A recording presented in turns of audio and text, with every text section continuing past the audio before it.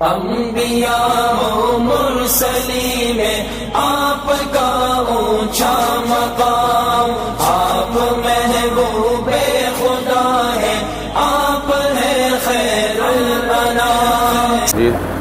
اللهم بارک علی محمد وعلی آل محمد کما بارکت علی ابراہیم وعلی آل ابراہیم انک حمید مجید۔ سبحانک لا علم لنا الا ما علمتنا انک انت العلیم الحکیم۔ رب اشرح لی صدری ویسر لی امری واحلل عقدۃ من لسانی یفقہوا قولی۔ نحمدہ ونصلی علی رسول الکریم۔ میرے محترم دوستوں، بھائیوں، بزرگوں، اللہ تعالیٰ نے ہم سب کو ایمان والا بنایا، اور ایمان جو ہے اللہ تعالیٰ کے ہاں سب سے بڑی جو نعمت تھی وہ ایمان تھی۔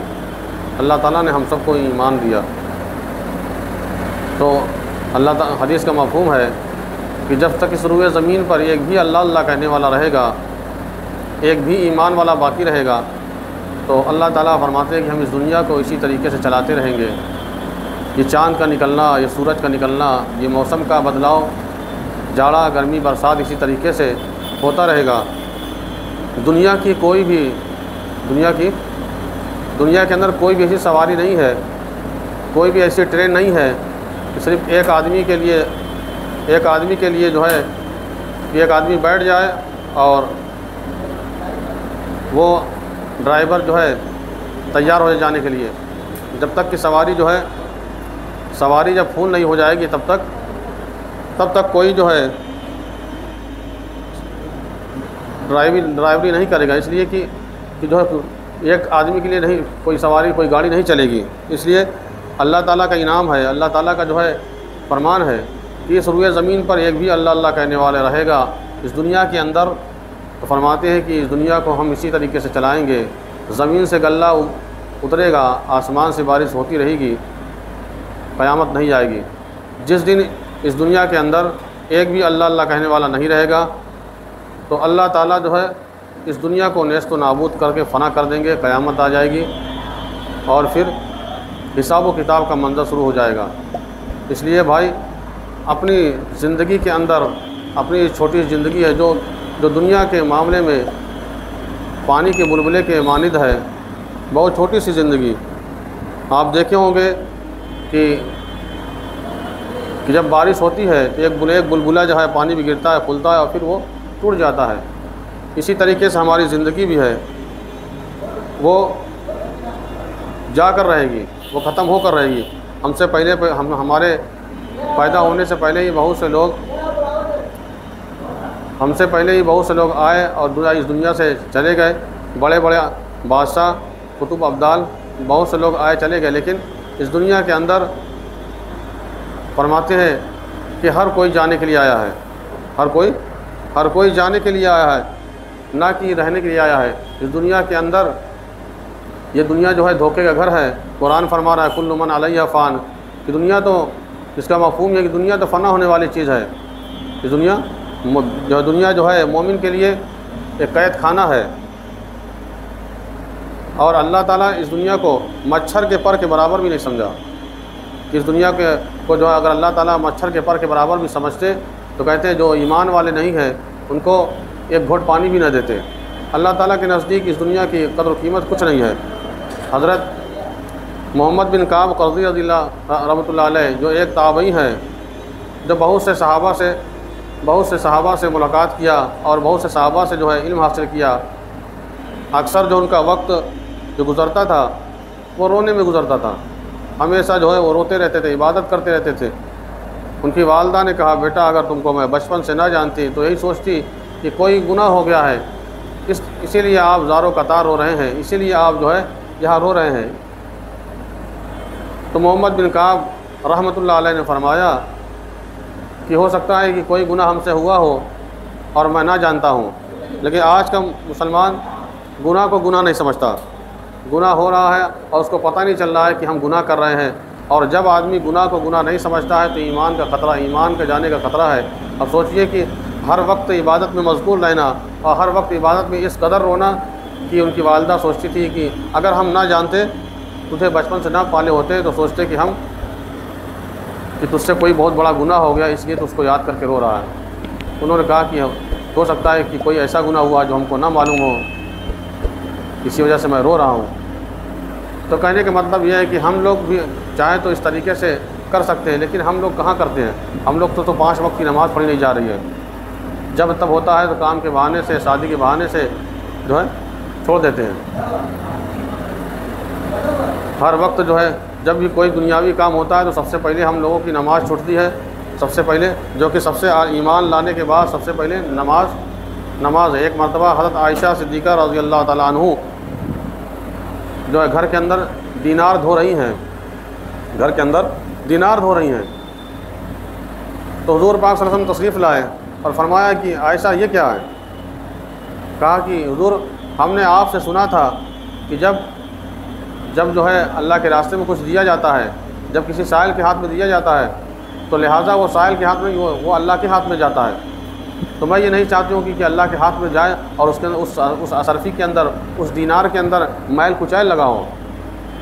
آج ہم بھی چاہیں تو اس طریقے سے کرتے ہیں، ہم لوگ تو چاہتے ہیں کہ بھائی جو مسجد کا چندہ دے تو سب سے خراب جو نوٹ ہوئے نکال کے ڈال دیں، یا جلسے میں جو ہے مولوی اگر تقریر کر رہا ہے یا نعت خواہ اگر نعت پڑھ رہا ہے تو وہیں پہ جو ہے نوٹ تھما دیا، چل گئی۔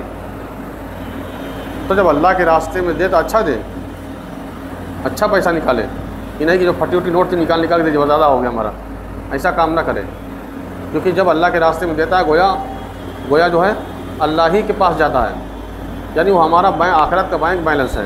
جب ہماری نیت صاف نہیں رہے گی تب کہاں سے ہوگا۔ ایک مرتبہ ایک حضرت جنید بغدادی رحمۃ اللہ علیہ کا ایک پڑوسی تھا، اور وہ جو ہے جو کھاتا تھا، کون سی جو کھاتا تھا، پھر گھر چلا جاتا تھا، اس کا انتقال ہو گیا، اور حضرت جنید بغدادی رحمۃ اللہ علیہ کا بھی انتقال ہو گیا۔ دونوں کا جب انتقال ہوا تو کسی نے خواب میں دیکھا، کہا حضرت کیا ہوا؟ کہا اللہ نے بخش دیا، لیکن میں جو ہے اپنے پڑوسی سے پیچھے ہی رہا۔ کہا حضرت ہم تو آپ کو دنیا میں سب سے افضل سمجھتے تھے، سب سے اچھا سمجھتے تھے، ایسا کیسے ہو گیا؟ کہا کہ وہ جو ہمارا پڑوسی تھا وہ عبادت کرتا تھا، قرآن پڑھتا تھا، اللہ کا ذکر کرتا تھا، اور یہ کہتا تھا اللہ تعالیٰ سے کہ اللہ تعالیٰ ہم جو ہے اگر ہم کو فرصت ملی تو حضرت جنید بغدادی رحمۃ اللہ علیہ کی طرح جو ہے ہم عبادت کریں گے، اگر ہم کو فرصت ملی تو ہم جو ہے حضرت جنید بغدادی رحمۃ اللہ علیہ کی طرح روزہ رکھیں گے، ان کی طرح عبادت کریں گے۔ یہ نیت لے کر وہ عبادت کرتا تھا، اللہ تعالیٰ نے اس کو آگے کر دیا، حضرت جنید بغدادی رحمۃ اللہ علیہ کو پیچھے کر دیا۔ سوچیے ایک بہت بڑے اللہ کے ولی ہیں حضرت جنید بغدادی رحمۃ اللہ علیہ، ایک مرتبہ جا رہے ہیں اور دیکھ کیا رہے ہیں کہ ایک آدمی کو لوگ سولی پہ چڑھا رہے ہیں، سولی مطلب پھانسی نہیں دیا جاتا ہے، چڑھا رہے ہیں۔ تو لوگوں سے پوچھا بھائی یہ کیا ہے، کیا ہوا؟ کہا کہ کیا بتائیں، یہ آدمی چور تھا اور اس نے چوری کیا، جب پکڑا گیا تو اس کا ایک ہاتھ کاٹ لیا گیا، پھر اس نے چوری کیا، پھر اس کا دوسرا ہاتھ بھی کاٹ لیا گیا، پھر بھی وہ باز نہیں آیا، پھر اس نے چوری کیا۔ تو حضرت جنید بغدادی رحمۃ اللہ علیہ نے کہا کہ میرا دل چاہتا ہے کہ اس کے پیروں کو بوسہ دوں۔ تو کہا حضرت یہ کیا کہہ رہے ہیں؟ کہنے میں اس کو نہیں کر رہا، میں اس کے پیروں کہہ رہا ہوں، اس لیے کہ اگر یہی عادت، اگر دینی کام میں اگر یہ ارادہ ہوتا، یہ امور ہوتا تو کافی ترقی حاصل ہوتی، کافی حد تک کام ہو جاتا کہ منع کرنے کا ہاتھ بھی کٹ گیا پھر بھی عادت نہیں جا رہی، دوسرا بازو بھی کٹ گیا پھر بھی عادت، اگر دین کے کاموں میں اگر یہی حالت ہوتی تو آج ترقی ہو جاتی۔ آج ہم لوگ کے پاس پتن کیا، یعنی کہ آپ دیکھے ہوں گے بہت سے لوگ ایسے ہوں گے جو ارادہ کرتے ہیں کہ کل سے نماز اسٹارٹ کر دیں گے، اور اسٹارٹ بھی کرتے ہیں نماز، یہاں جمعے سے نماز پڑھنا شروع کریں گے، نماز پڑھتے ہیں، لیکن کچھ دن کے بعد آپ دیکھیں گے 1 مہینہ 2 مہینے کے بعد پھر چھوڑ دیتے ہیں، سستی آ گئی، چھوڑ دیا۔ حالانکہ قرآن میں ہم صلاتہم ساہون، سستی کرنے والے پہ اللہ تعالیٰ کا سخت عذاب ہے، تو جو نماز نہیں پڑھتے ان کے اوپر کتنا بڑا عذاب ہوگا۔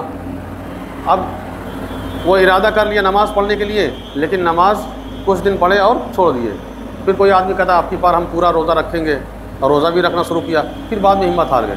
لیکن یہاں ایک چور ہے، اس کا ہاتھ کٹ گیا چوری کرنے کی وجہ سے، پھر بھی چوری کی جو لت نہیں چھوٹی، پھر دوسرا ہاتھ کٹ گیا، پھر بھی لت نہیں چھوٹی، پھر کیا ہوا، اس کو پھانسی دی جا رہی ہے۔ تو حضرت جنید بغدادی رحمۃ اللہ علیہ نے کہا کہ میرا دل چاہتا ہے کہ اس کے پیروں کو بوسہ دوں، اس لیے کہ اگر یہی استقامت، اگر یہی جو ہے ارادہ اگر دینی امور میں اگر ہو جائے تو کافی دینی کام میں کافی ترقی ہو جائے۔ لیکن آج جو ہے دین سے ایک دم ہم پیچھے ہو گئے، علماء کا بیان اچھا نہیں لگتا، قرآن کی تلاوت اچھی نہیں لگتی، ہم کو نماز اچھی نہیں لگتی، ہم کو امام صاحب کا بیان اچھا نہیں لگتا، ہم کو روزہ رکھنا اچھا ہی نہیں لگتا، اللہ کا ذکر ہم کو اچھا نہیں لگتا، ہم کو تو اچھا لگتی ہے بس موبائل۔ کیا اچھا لگتا ہے؟ آپ دیکھے ہوں گے آج کل کے نوجوان بچے کیا کرتے ہیں، آج کل کے نوجوان بچے گھنٹہ 2 گھنٹہ 3 گھنٹہ پب جی پہ جو ہے کرے رہتے ہیں۔ یہی کہ مسجد میں سے کچھ نمازی ایسے جائیں گے، وہی چائے کی دکان میں گھنٹوں بیٹھ کے جو ہے ان کی برائی کرتے رہتے ہیں، چاہے تو یہاں بیٹھ کر کتنی نیکی کما لیں۔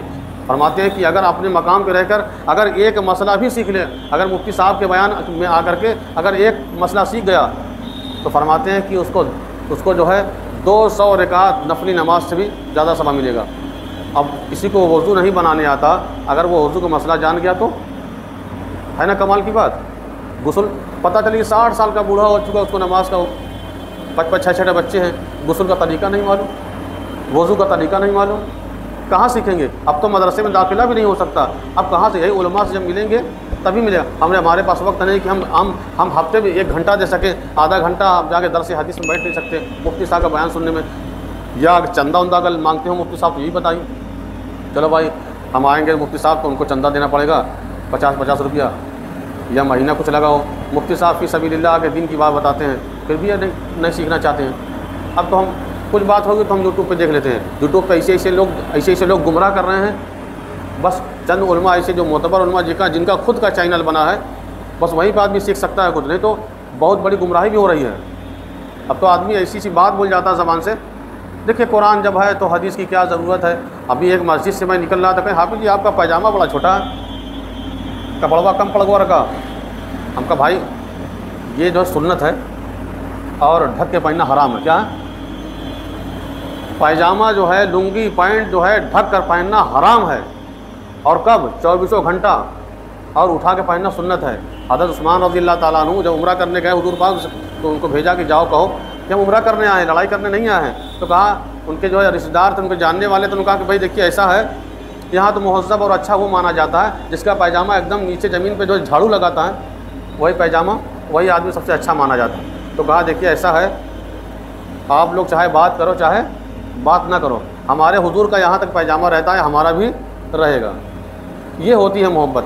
صحابہ نے وہ کر کے دکھا دیا کہ سنت کیا چیز ہوتی ہے۔ آج کل تو ہم لوگ کام چلاؤ رکھتے ہیں، جو پائجامہ ہم لوگ رکھتے ہیں نا، اب تو نصف پنڈلی تک رکھنا چاہیے، لیکن آدمی کہاں رکھتا ہے؟ رکھنا کم سے کم اٹھا ہے۔ چلو بھائی اب آپ خود خیال کریں کہ ہونا تو یہ چاہیے تھا جتنا سنت ہے پورے سنت پہ کھڑے اتریں۔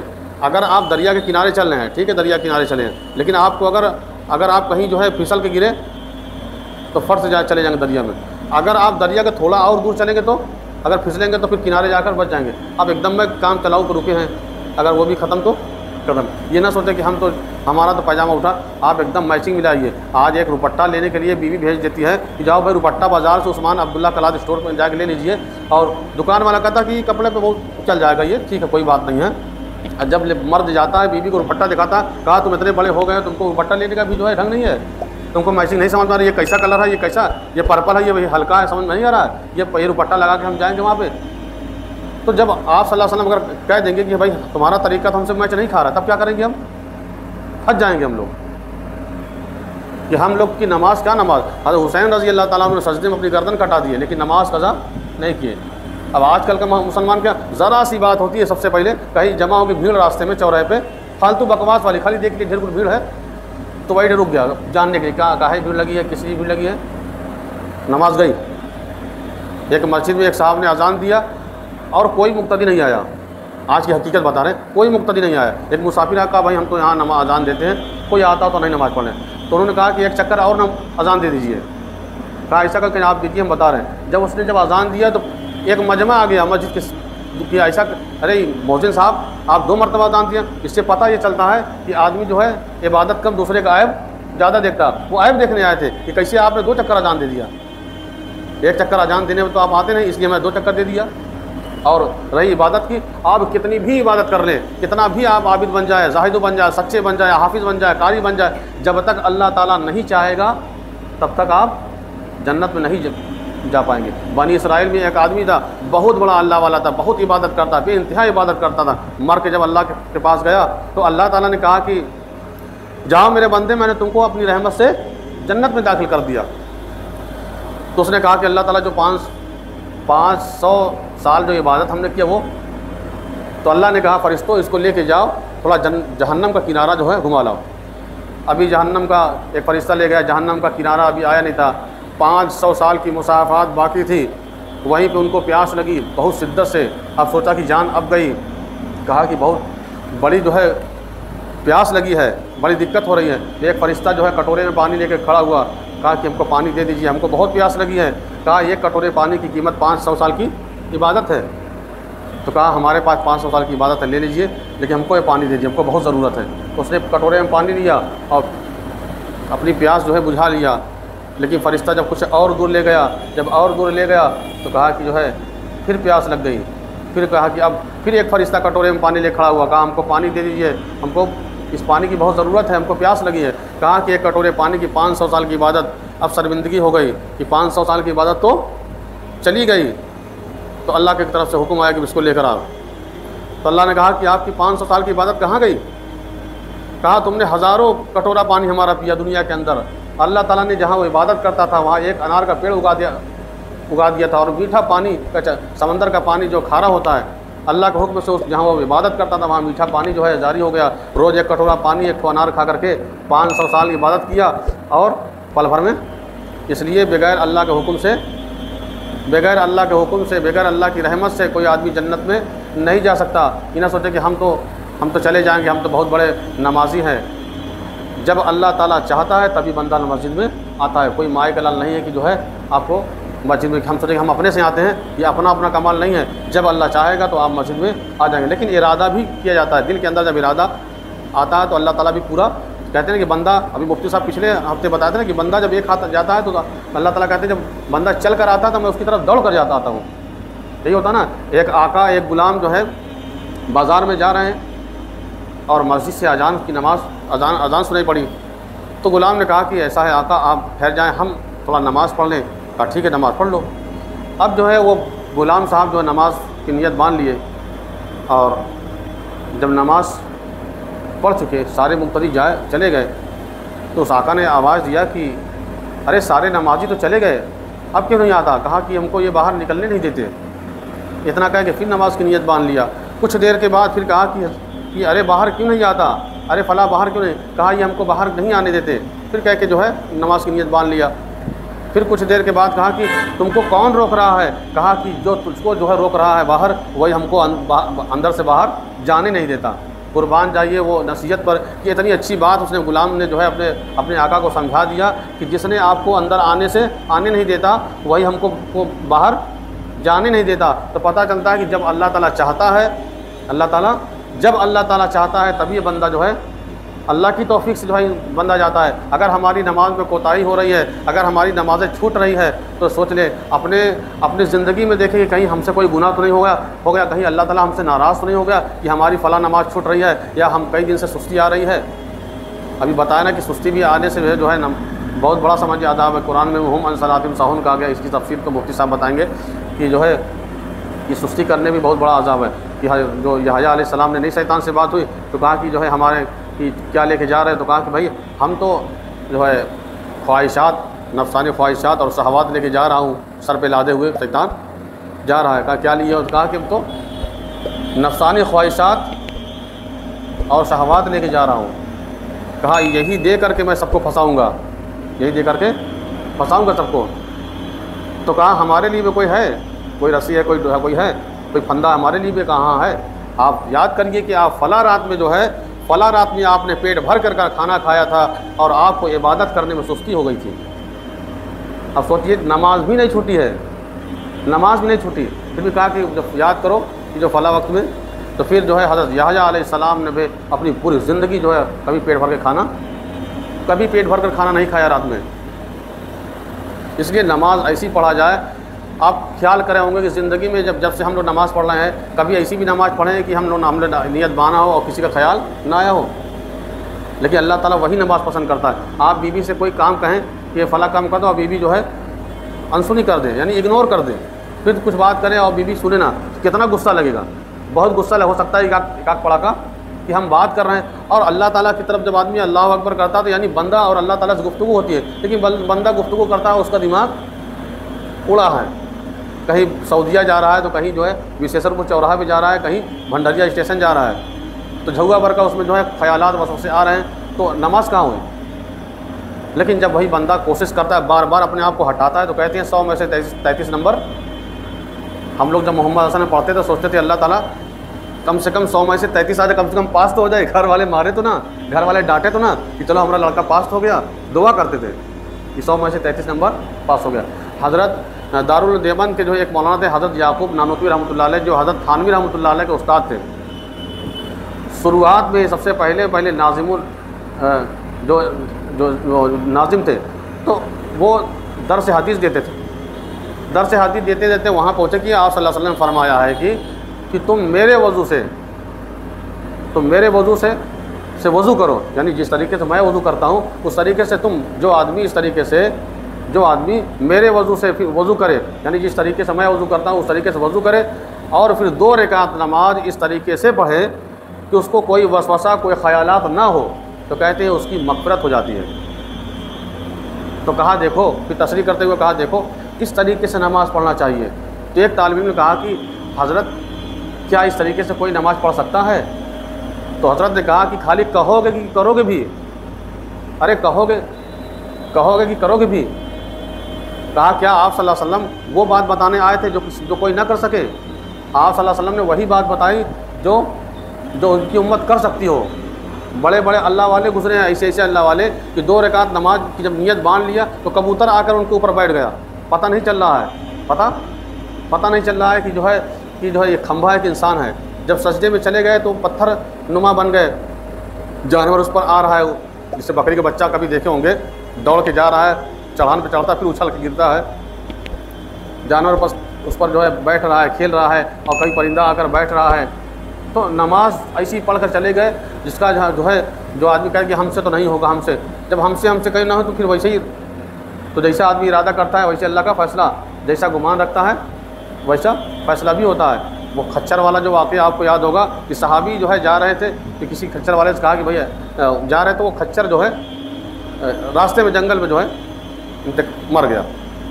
تو 2 رکعت نماز پڑھی اور کہا کہ اللہ تعالیٰ ہم کو تو معلوم ہے کہ آپ اس کو پھر زندہ کریں گے، آخرت میں زندہ کریں گے، کیونکہ ساری مخلوق کو اللہ تعالیٰ زندہ کریں گے، پھر جو ہے جس کا بدلہ ہوگا۔ اگر کسی سینگ والی بکری نے بغیر سینگ والی کو ماری ہوگی تو اللہ تعالیٰ جو بغیر سینگ والی بکری کو سینگ دے کر اس کو بغیر سینگ کر کے بدلہ دلائیں گے، پھر اس کو ختم کر دیں گے۔ لیکن انسان اور جنات کو اللہ تعالیٰ نے ہمیشہ کے لیے پیدا کیا ہے، وہ ہمیشہ رہیں گے، چاہے جنت میں رہے چاہے جہنم میں رہے۔ وہ صحابی جا رہے ہیں اور کھچر مر گیا، تو 2 رکعت نماز پڑھی، اللہ تعالیٰ سے کہا کہ اللہ تعالیٰ ہم کو تو معلوم کہ آپ اس کو زندہ کریں گے، لیکن اس وقت ہمارے کون کام کا آئے گا؟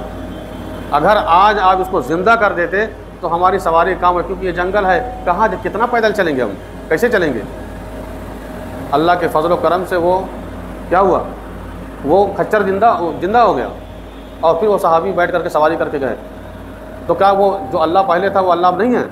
جو اللہ پہلے تھا وہ آج بھی وہی ہے، لیکن ہمارے اندر وہ ایمان نہیں ہے کہ وہ جو ہے اخلاص نہیں ہے کہ ہم کو ایسا مانگنا نہیں آتا۔ فرعون کو آپ دیکھے ہوں گے، فرعون کا نام سنے ہیں نا؟